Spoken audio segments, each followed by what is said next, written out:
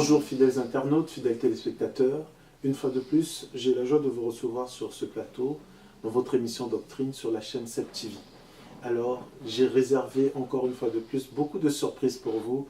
Je vous donne rendez-vous à tout à l'heure.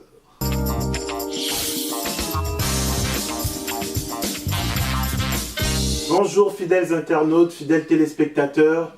Une fois de plus, nous sommes sur ce plateau dans l'émission Doctrine, qui n'est plus à présenter, que vous connaissez tous, vous connaissez maintenant le concept. Alors, une fois de plus, sur ce plateau, nous avons avec nous un chroniqueur que vous connaissez déjà tous, qui est le frère Cédric. Et comme vous savez, il évoque, quand il est sur le plateau, il vient toujours pour évoquer des points saillants.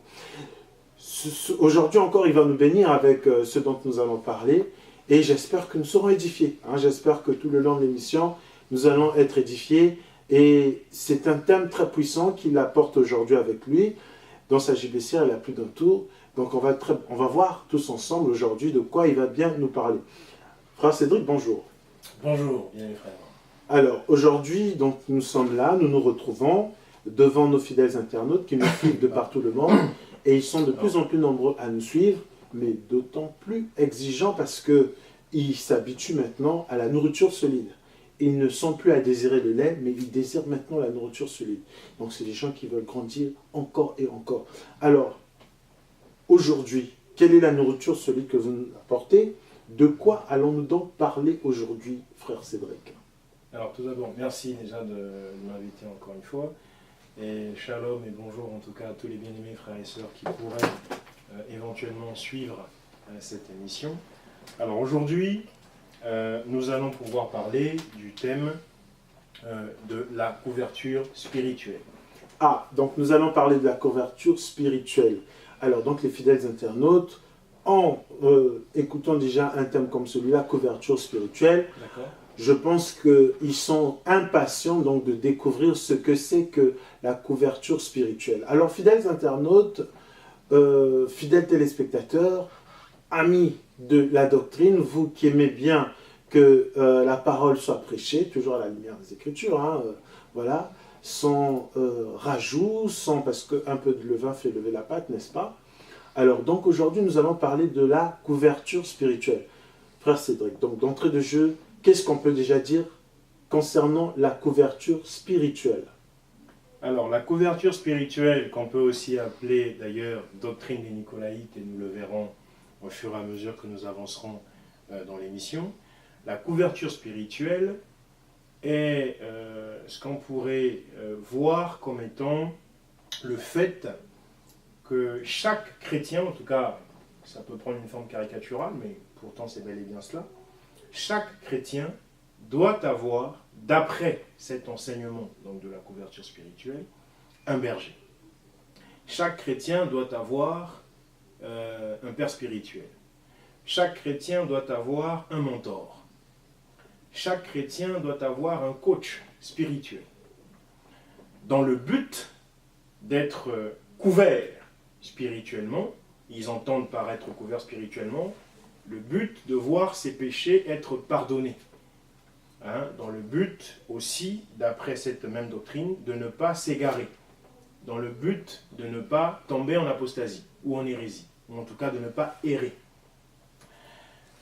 Alors, une fois que ceci est dit, il faut déjà maintenant s'intéresser aux origines, me semble-t-il, Oui. de cet enseignement ou de cette doctrine. Mais déjà, avant d'entrer dans les origines, est-ce que d'entrée de jeu, on peut déjà savoir, parce que vous présentez un texte comme, un thème comme celui de la couverture spirituelle, est-ce biblique? Est-ce anti-biblique? Peut-être qu'au cours du développement, on se rendra compte si ça l'est ou pas, mais y a-t-il un mal à avoir une couverture spirituelle? Est-ce que c'est pas bien justement d'avoir une couverture spirituelle plutôt que d'être un chrétien isolé, sans coach spirituel, sans berger, sans... Est-ce que, frère Cédric... Alors, en soi, la couverture spirituelle, et je vais surprendre plus d'un, est biblique. Le problème, aujourd'hui, c'est le contenu qu'on en met ou qu'on y met. Mhm. C'est le contenu qu'on y met. En effet, il est, et c'est ce que nous découvrirons encore une fois au fur et à mesure que nous avancerons, il est tout à fait scripturaire, il est tout à fait biblique, il est tout à fait de Dieu, il est tout à fait convenable en Christ, et il est d'ailleurs tout à fait admis que tout chrétien a en vérité une couverture spirituelle. Sans quoi d'ailleurs, il serait difficile pour nous d'être chrétiens. La question n'est donc pas de savoir si le chrétien doit avoir une couverture spirituelle ou pas. La question est plutôt de savoir qui doit être cette couverture spirituelle. Et c'est là que c'est pertinent. D'accord. Qui doit être cette couverture spirituelle? Alors, vous vous apprêtiez donc à nous dire, enfin à nous parler de l'origine justement de la couverture spirituelle. Telle qu'elle est définie aujourd'hui par ses promoteurs. Telle qu'elle est définie effectivement Ou ses par ses zélateurs. promoteurs ou ses zélateurs, exactement. Alors, la couverture spirituelle, donc vous allez certainement dans ce développement nous dire comment elle est pratiquée, comment elle est exercée aujourd'hui et comment en fait elle est pratiquée dans les chapelles, dans les assemblées, voilà, quand on se rappelle en fait de l'enseignement que vous avez apporté il y a quelques jours de ça sur les trois aspects de l'Église, donc chapelle, Église locale, Église individu, Église corps du Christ. Donc, Tout à fait. voilà, donc je pense que nous allons parler de tout ça. Alors, frère Cédric, donc l'origine de la couverture spirituelle. À quel moment on a commencé à parler de la couverture spirituelle?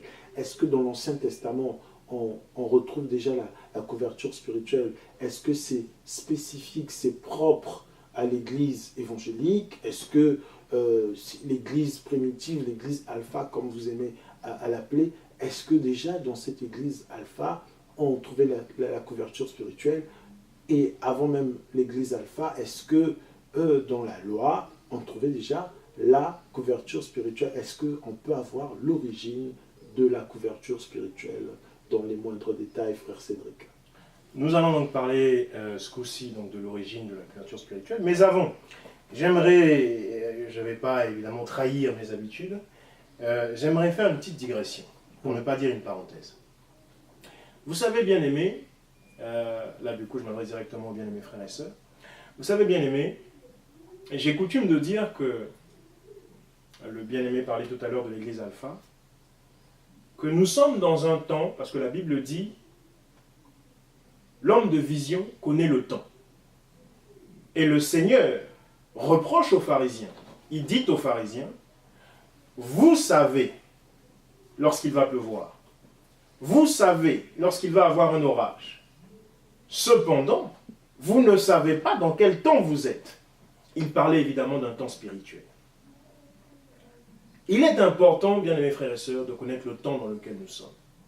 J'ai coutume de dire, eu égard au temps spirituel, évidemment, dans lequel nous sommes, c'est que nous sommes dans un temps où l'Église Oméga doit tendre vers l'Église Alpha. J'insiste beaucoup sur cela. Nous avions parlé de ça un dimanche ici par rapport à l'Assemblée CEP. Nous avions parlé de cela, notamment dans le message Le Mont Carmel, qui est aussi enregistré, auquel vous avez d'ailleurs accès. L'Église, encore une fois, Oméga, doit tendre vers l'Église Alpha. Nous devons faire en sorte de réduire cet écart qui est abyssal aujourd'hui, qui existe entre l'Église dite primitive, l'Église dite des apôtres, et l'Église qui est la nôtre aujourd'hui, l'Église moderne, entre guillemets. C'est important. Pourquoi j'insiste sur cela? Eh bien parce que tel était le commencement, telle sera la fin. Telle est la fin, tel aussi était le commencement. La fin est semblable au commencement. L'Écriture nous dit, il n'y a rien de nouveau sous le soleil. L'Église que le Seigneur a laissée ressemblera à l'Église que le Seigneur viendra chercher. C'est pourquoi je parle d'Église alpha et l'Église oméga. Et l'Écriture dit, le Seigneur est l'alpha et l'oméga. Bref, ça n'est pas le sujet. En ce qui est des origines, donc, de la couverture spirituelle, Et j'ai fait, encore une fois, j'ai fait cet aparté pour montrer l'intérêt ici pour nous de concevoir, de comprendre la couverture spirituelle comme la comprenait l'Église Alpha, dans un sens qui est convenable, dans un sens qui est scripturaire. C'est important pour nous. Les origines donc de cette couverture spirituelle. Alors en vérité, je disais tantôt que la couverture spirituelle, que l'on peut aussi appeler doctrine des Nicolaïtes, a commencé depuis les origines de l'Église, pour ainsi dire. Depuis le temps des apôtres. Souvenez-vous encore la parabole où le maître du champ est sorti et a planté la semence, et pendant la nuit, l'ennemi est arrivé et a planté la mauvaise semence, l'ivraie. Donc, depuis les origines, on va aller lire le livre d'Apocalypse. On va aller dans Apocalypse chapitre 2. Si le bien-aimé frère Évra peut nous aider dans cette lecture. Apocalypse chapitre 2 au verset 6. Juste avant qu'il ne commence la lecture, si le bien-aimé nous le permet, le Seigneur va reprocher, frères et sœurs, à 2 églises, comprises parmi les 7 églises auxquelles sont adressées des lettres. Le Seigneur va reprocher à 2 églises, notamment celle d'Éphèse et celle de Pergame. Le Seigneur va reprocher une chose, la doctrine des Nicolaïtes. C'est ce que nous allons voir. Bien, mes frères et frères. Alors, donc nous lisons dans Apocalypse chapitre 2, à partir du verset 6. Nous lisons « Cependant, tu as ceci pour toi. Tu détestes les œuvres des Nicolaïtes, tout comme je les déteste, moi aussi. » Voilà. C'était le verset 6. Voilà. Donc là, le Seigneur s'adresse à l'église d'Éphèse, où il dit « Tu as ceci pour toi. » Donc après lui avoir fait des reproches, il lui dit « Cependant, tu as ceci pour toi. » Si on peut refaire la lecture. Cependant, tu as ceci pour toi. Tu détestes les œuvres des Nicolaïtes. Tu détestes les œuvres des Nicolaïtes. Tout comme je les déteste moi aussi. Tout comme moi aussi, l'Éternel, je déteste les œuvres des Nicolaïtes. Nous allons enchaîner. Apocalypse, toujours chapitre 2, mais au verset 15 cette fois-ci. Donc nous sommes, chers fidèles internautes, nous lisons donc le chapitre 2 de l'Apocalypse à partir du verset 15. Oui. Ainsi, toi aussi, tu as des gens attachés de la même manière à la doctrine des Nicolaïtes. Repens-toi donc, sinon je viendrai bientôt à toi. Et je les combattrai avec l'épée de ma bouche. Amen. Amen. Le Seigneur montre ici que donc déjà dans l'église d'Éphèse, nous avons parlé justement de la notion église locale. Église locale qui était tous les chrétiens d'Éphèse.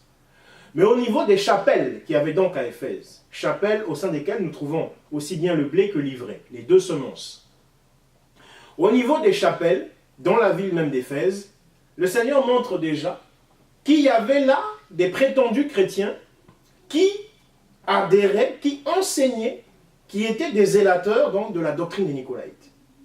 Mais il dit à ceux qui étaient le blé, dans l'église même d'Éphèse, il leur dit, mais vous avez ceci pour vous, c'est que vous avez haï cette doctrine. Vous avez haï ces œuvres de ces Nicolaïtes.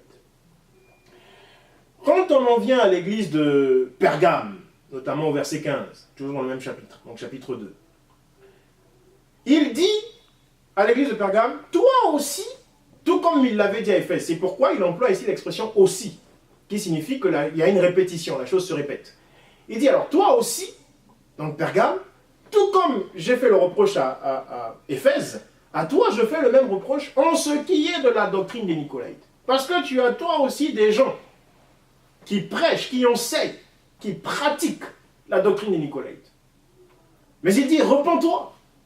Parce que si à Éphèse, la doctrine avait été rejetée par les fidèles du Seigneur, à Pergame, la doctrine n'avait pas été rejetée. Donc voilà un peu bien aimé pour dire, en fait l'origine est déjà même dans la Bible. Maintenant, Oui, vous vouliez peut-être dire quelque chose. L'origine est déjà même dans la Bible. Vous faites le lien entre la couverture spirituelle et la doctrine des Nicolaïtes. Oui. Alors, quel est le lien entre la couverture spirituelle et la doctrine des Nicolaïtes? Le lien, c'est que Nicolas, Nicolaïte qui vient donc de Nicolas, Oui, était un prétendu frère au 1er siècle, oui, contemporain donc de Jean, par exemple. Jean dont on dit qu'il est resté l'apôtre qui a vécu le plus longtemps sur la terre. Contemporain de Jean. Nicolas enseignait que il y avait d'un côté les simples frères et sœurs, et de l'autre les bergers. De l'autre côté, donc, les Éphésiens 4, si je puis dire. donc les laïcs. Les clercs, plutôt. Donc, il y avait d'un côté les Éphésiens 4, c'est-à-dire les clercs, donc le clergé, et de l'autre, les laïcs, justement. Les laïcs. Laïcs, c'est-à-dire ce qu'on peut aujourd'hui appeler simples frères. Mhm. Du moins par certaines personnes, bien sûr. Les Pas par nous. laïcs et les clercs. Les laïcs et les clercs. Nicolas enseignait cela.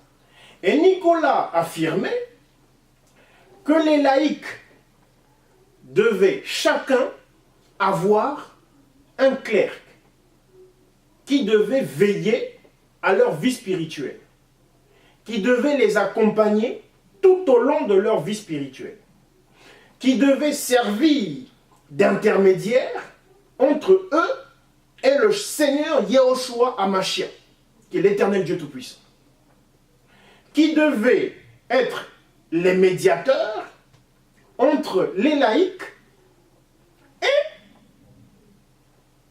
le Seigneur Dieu Tout-Puissant, Yehoshua Hamashiach. Et que s'il n'en était pas ainsi, continue Nicolas dans son enseignement, les laïcs seraient perdus. Il n'y aurait point de salut pour les laïcs. Point de salut. Et surtout, point de rémission de péché. Ils ne verraient pas leurs péchés être pardonnés. Donc, ce faisant, Nicolae va sur plusieurs points sortir du fil conducteur de la pensée de Dieu dans les Écritures. J'ai omis de toucher ces choses lorsque nous avons parlé sur la Bible est-elle falsifiée, mais le sujet était tellement vaste, il faut le faire peut-être en plusieurs numéros. Il y a un fil conducteur dans les Écritures.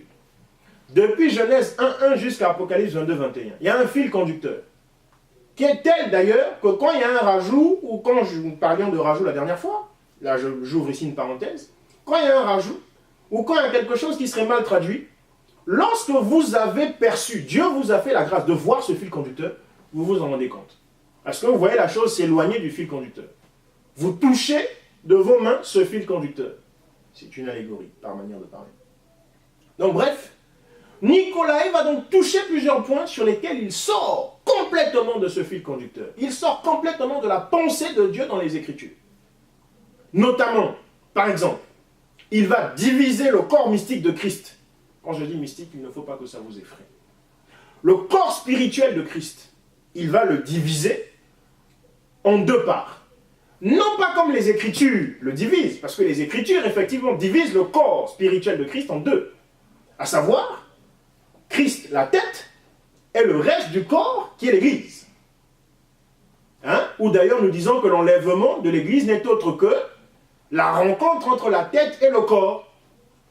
Parce que, soit dit en passant, l'Église, nous l'avons aussi déjà enseigné, non pas à l'émission Doctrine, mais dans le cadre de l'Assemblée des saints ici à Bussy, l'Église est pour l'instant comme une sorte de monstre. Quand on prend l'allégorie dans le naturel, quand on prend l'image dans le naturel. Parce que dans le naturel, il n'y a aucune personne qui marche sans sa tête. Ce n'est pas possible.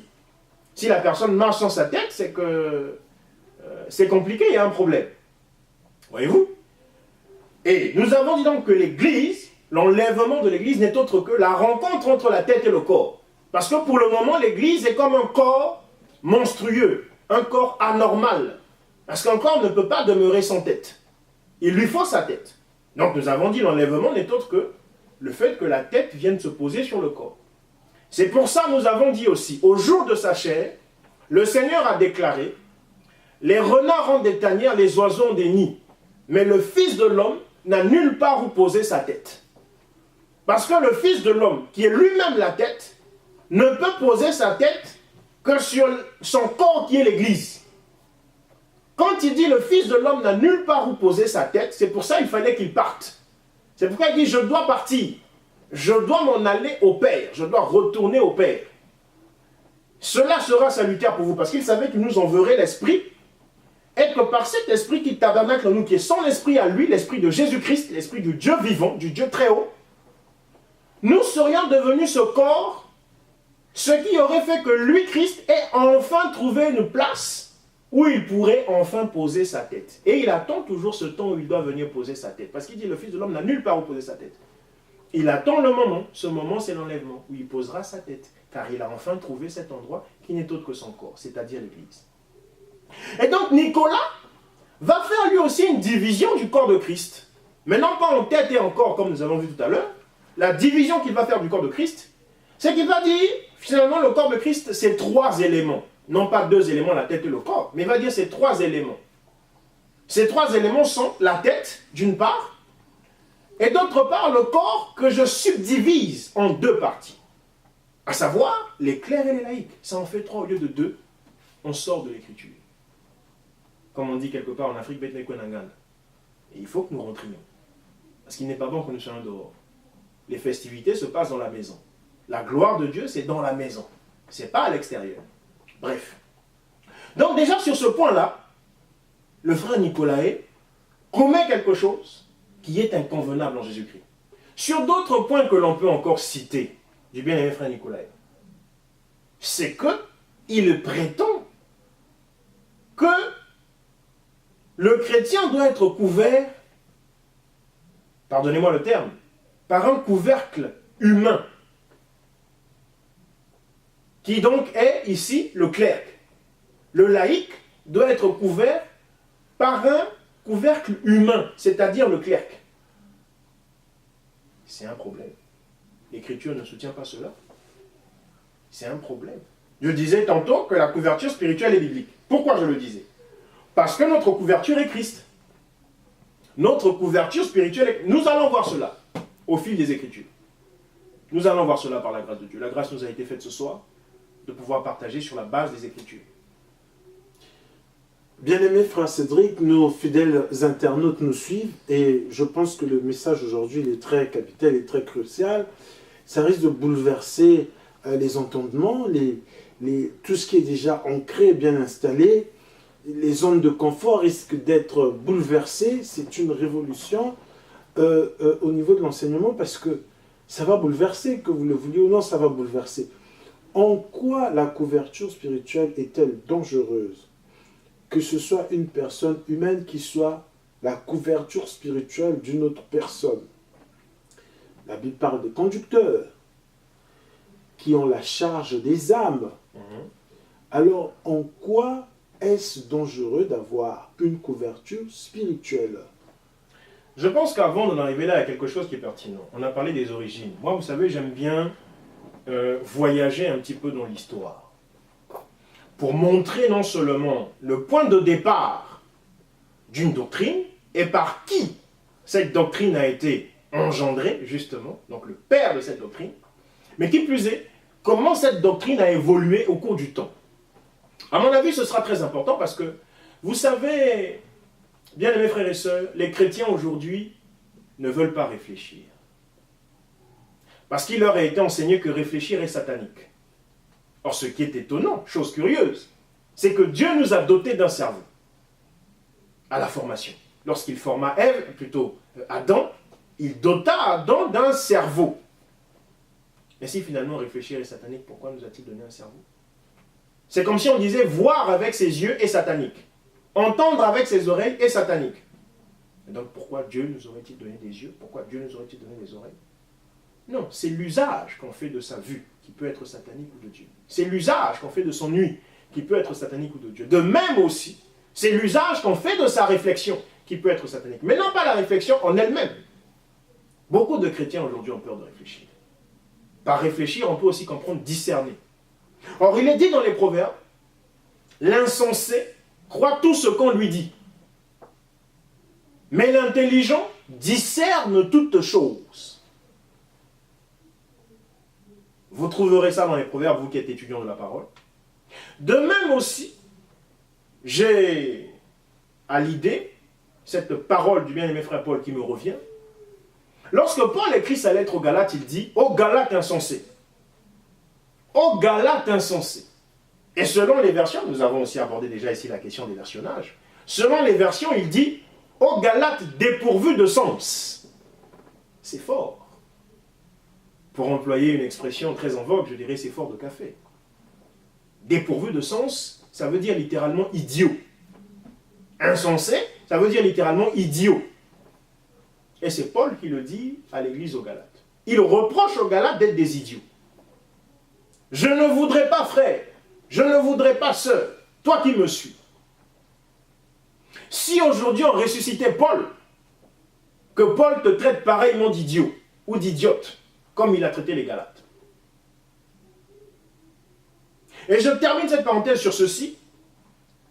Il y a un dicton qu'on m'a fait lire récemment et que j'ai fort apprécié. Ce dicton disait « Nous voulons emmener les penseurs à croire et les croyants à penser. » Parce que malheureusement, souvent les croyants n'aiment pas penser. Ils ont peur.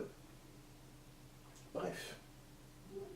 Donc je disais, bien mes frères, au cours de l'histoire, comment a évolué cet enseignement? On est donc passé de la doctrine des Nicolaïtes, de ce prétendu frère Nicolaï, au 1er siècle, à vers le 3e siècle, si ce n'est 4e, entre le 3e et le 4e siècle, à l'enseignement de deux personnes que l'Église romaniste considère comme étant les pères de l'Église, ou du moins parmi les pères de l'Église. L'Église romaniste. Les catholiques romains, vous devez vous accoutumer à ce lexique, bien aimé. Quelles sont ces deux personnes qui vont être les porte-étendards, qui vont être le fer de lance de cet enseignement, plus d'un siècle après Nicolaï lui-même? On a Cyprien et Ignace. Cyprien de Carthage et Ignace d'Antioche. Carthage était, bien aimé, cette ville, si je puis aussi vous aider un peu, vous donner quelques éléments quelquefois par rapport à l'histoire, comme quelques-uns d'entre nous sont devenus très paresseux quant à justement cette réflexion. Carthage, bien aimé, était cette ville qui était la capitale de cette partie en Afrique appelée l'Afrique proconsulaire, qui était en fait une province romaine, qu'on appelait aussi Infriquia. Infriquia, terme duquel d'ailleurs est venu le nom Afrique, via lequel on a baptisé toute l'Afrique, pour dire non, désormais tout ce territoire doit s'appeler Afrique. À l'origine, tout le territoire ne s'appelait pas Afrique. Infriquia, c'était l'Afrique dite proconsulaire, donc la partie province romaine qui était en Afrique. Et Carthage était dans l'actuelle Tunisie. C'était la capitale de cette province romaine-là, dans l'actuelle Tunisie. Voyez-vous? Et toute cette partie-là était peuplée par des négroïdes, par des afro-descendants. Et Cyprien, donc négroïde, afro-descendant, va être l'un des fers de lance de cette doctrine, qu'il va carrément institutionnaliser, pour dire le cléricalisme doit être mis en place. Alors lui, il va plus appeler ça donc la doctrine de Nicolaï, c'est-à-dire des Nicolaïtes, il va appeler ça le cléricalisme, suivi de son compère, Ignace d'Antioche. Et quand l'église romaniste va se former en 325 au concile de Nicée sous l'empereur Constantin, ils vont faire de cette doctrine une institution au sein de l'église romaine. À savoir, il y a l'évêque. Donc là, on ne parlait plus de berger, on parlait maintenant d'évêque. Ce qui, vous le remarquerez d'ailleurs, donne le mot actuel de bishop. Évêque, c'est le terme bishop en anglais, qui en grec se dit épiscopoi. qui signifie simplement gardien ou surveillant. Pourquoi surveillant justement? Parce que l'évêque devait surveiller un certain groupe de laïcs, un certain groupe de chrétiens. Il devait surveiller leur vie spirituelle, il devait surveiller leur vie privée, jusqu'au moindre détail. Jusqu'au moindre détail. Sans quoi, le laïc n'était pas couvert, ses péchés n'étaient pas pardonnés, etc., etc. Cette doctrine donc, va être reprise par l'Église romaniste, et d'ailleurs, le sommet, le paroxysme de la doctrine va être le pape lui-même. Le pape, via cette appellation de Vicarius Filidae. Vicarius Filidae, nous avons eu l'occasion, pour nous qui marchons depuis déjà un moment avec le bien-aimé frère Évrard, notre pasteur, nous avons eu l'occasion, il a donné l'enseignement, où il a montré que Vicarius Filidae signifiait simplement 666. Voyez-vous? En écriture latine, les lettres désignent des chiffres. Et lorsque l'on déchiffre justement cette expression, ce groupe de mots Vicarius Filidae, on tombe sur 666. Or, Vicarius Filidae, c'est quoi? Ça veut simplement dire, en français, le représentant de Christ sur la terre. Quelquefois encore, le remplaçant de Christ sur la terre. Et le mot remplaçant est beaucoup plus grave. Le substitut. Vous avez souvent entendu parler de l'expression substitut du procureur, par exemple. Là, il ne s'agit pas de procureur, c'est le substitut de Christ. C'est-à-dire celui qui se substitue, c'est-à-dire celui qui devient l'équivalent de Christ. D'où les romanistes ont sorti l'expression autorité divine déléguée. Donc le pape avait rang de Dieu en ce qu'il était l'autorité divine déléguée. Tout ça via cet enseignement de cléricalisme, qui est en fait l'ancêtre, depuis Nicolae, qui est en fait l'ancêtre de ce que nous appelons aujourd'hui couverture spirituelle. Donc, voyez-vous, l'enseignement va évoluer, toujours, au cours du temps. On va arriver, je vais essayer de hâter un peu la chose, on va en arriver à Luther, le bien-aimé frère Luther. Déjà avant Luther, les premiers à se séparer de l'église romaniste, notamment en Europe, par exemple. Parce qu'encore une fois, malheureusement, on n'a pas souvent l'occasion ou l'opportunité de parler d'église en Afrique. En Afrique, il y avait une église très forte, que ce soit en Éthiopie, que ce soit en Égypte, que ce soit justement à Infriqiya, qui était cette Afrique proconsulaire. Bref.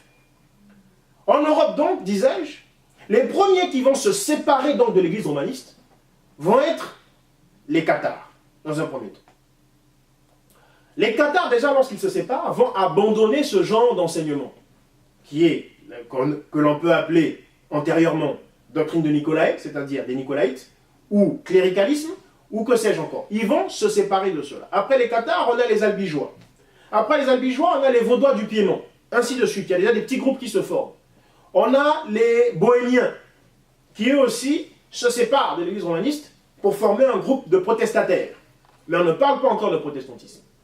Maintenant, à l'arrivée de Luther en 1517 à la chapelle de Wittenberg, où il va afficher ses 95 thèses, en Allemagne, qui va donc être le sceau du schisme entre l'église romaniste et ce qu'on peut appeler aujourd'hui l'église protestante, à la séparation, Luther va mettre un point d'honneur sur le fait que l'église devait se débarrasser illico presto de cette doctrine dite du cléricalisme.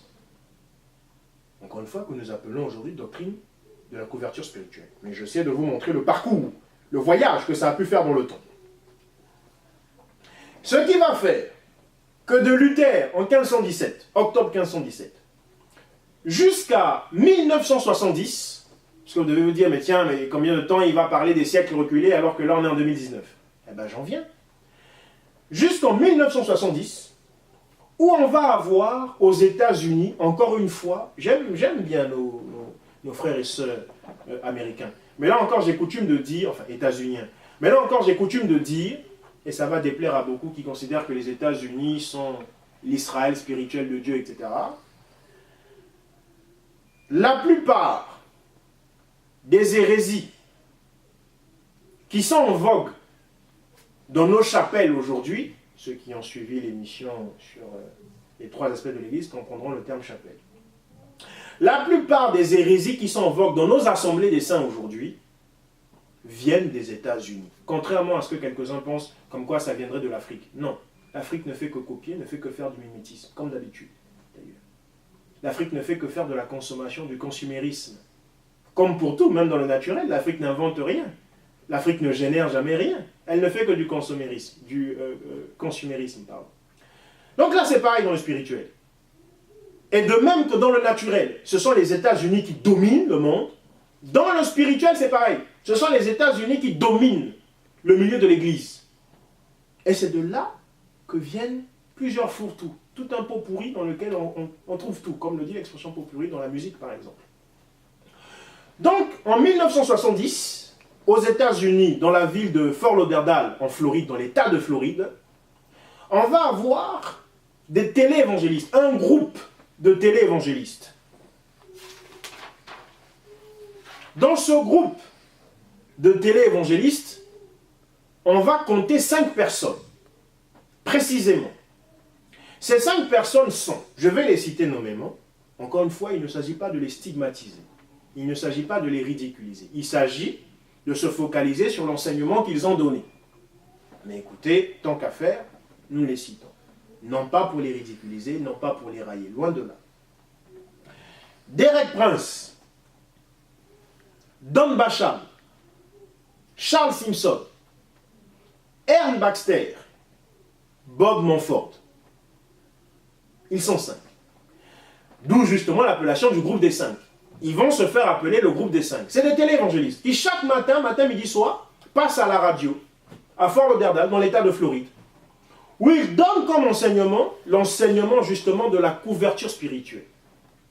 C'est là que ce voyage qu'a fait la doctrine des Nicolaïtes au départ, à l'origine, devient en 1970 couverture spirituelle. Mais le contenu est exactement le même. Il n'y a rien de nouveau sous le soleil. Quand vous voyez une chose, ne vous en étonnez pas pour dire tiens c'est nouveau. Non, ce que vous voyez a déjà été. Et je viens d'en faire la démonstration sur le plan historiographique. Et donc,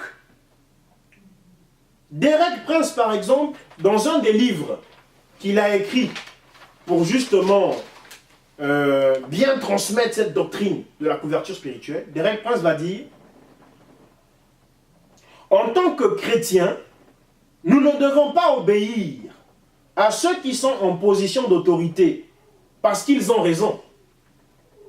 Mais nous leur obéissons simplement parce qu'ils sont en position d'autorité. » Donc vous voyez bien que ici, comme le disait déjà Nicolas, on s'entend, le laïc doit obéir au clerc. Quelle qu'en soit la situation, quelles qu'en soient les choses. Parce que c'est de ça que dépend le pardon de ses péchés. C'est de ça que dépend sa protection spirituelle, par couverture, comprenez aussi protection.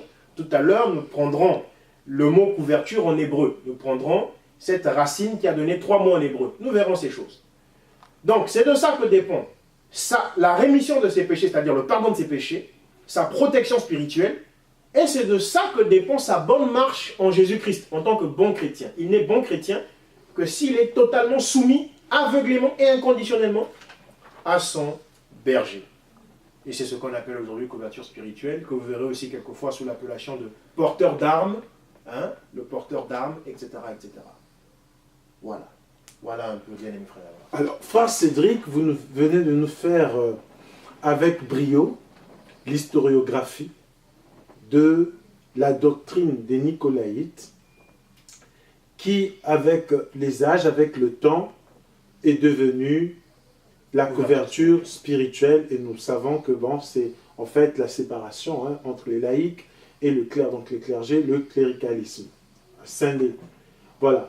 Alors, mais tout ça, quels sont les...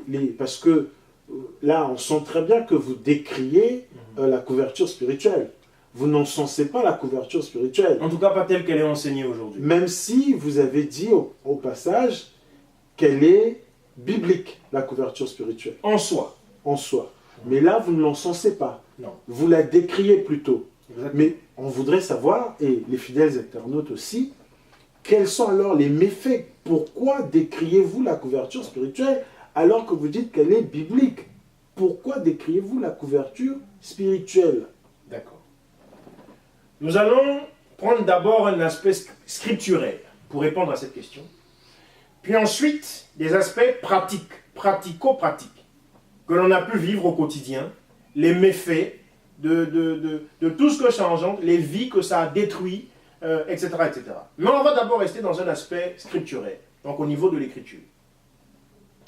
Le mot couverture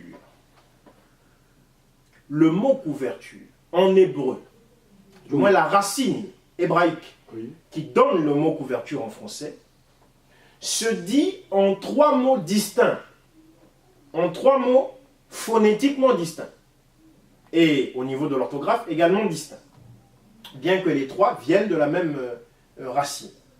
Quels sont ces 3 mots? On a le mot sakak, le mot en hébreu, le mot sakak, que les Hébreux utilisaient pour désigner la protection. Parce que par couverture, il faut comprendre, selon l'enseignement du groupe des 5 de Fort Lauderdale en Floride, qui, comme on l'a vu, est antérieur, date de Nicolae au passage, mais on va rester déjà sur le groupe des 5 pour rester dans l'actualité. Selon l'enseignement, la couverture spirituelle, donc, il s'agit de protéger le chrétien, il s'agit de permettre au chrétien d'avoir le pardon de ses péchés, et il s'agit de permettre au chrétien d'être caché vis-à-vis de tout mal, vis-à-vis de toute attaque de l'ennemi. Bref.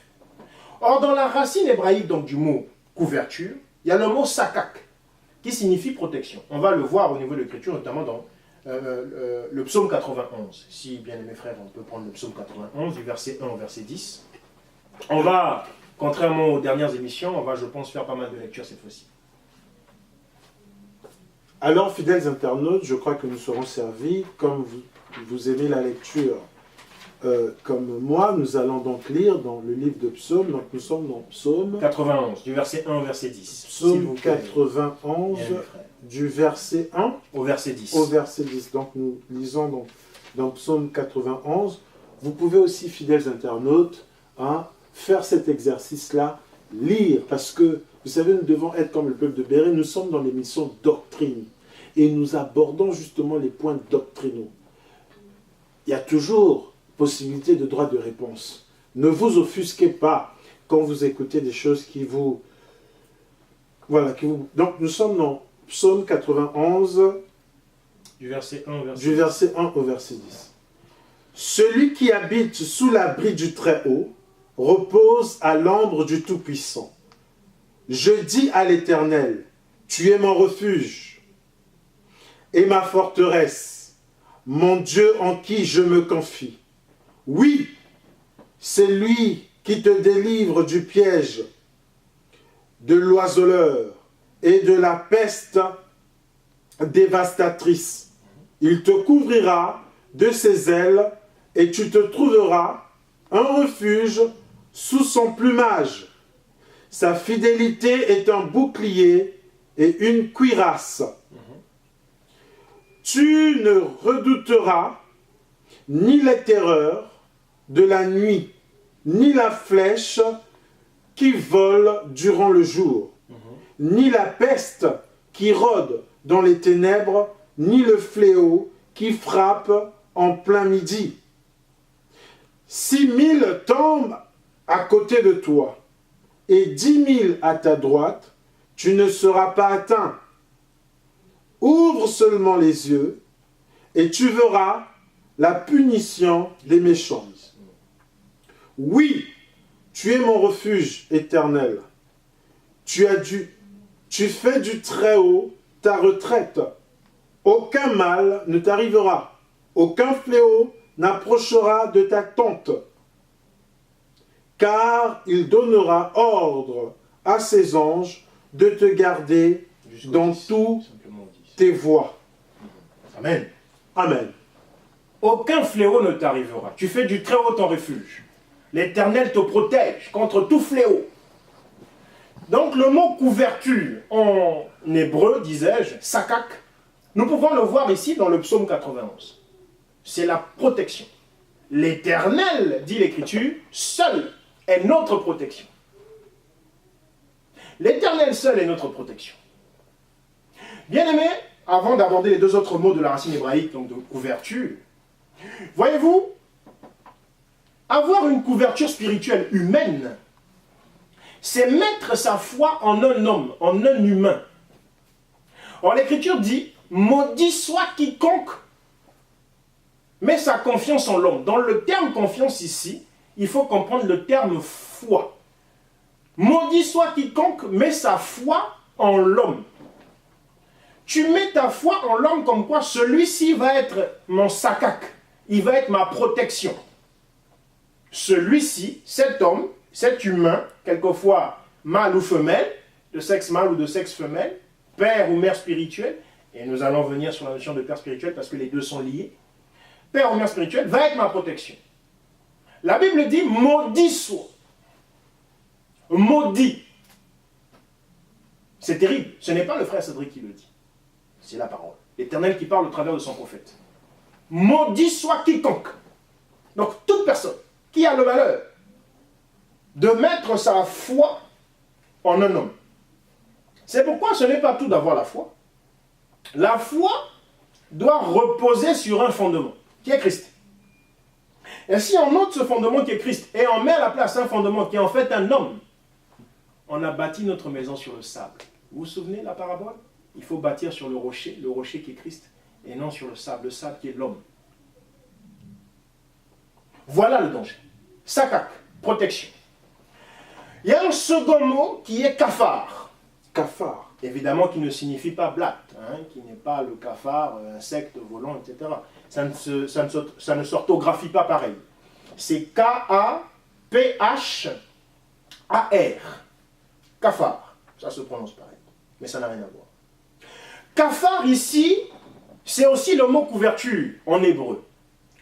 Sauf que kafar signifie à son tour, précisément, expiation. Expiation. Expiation.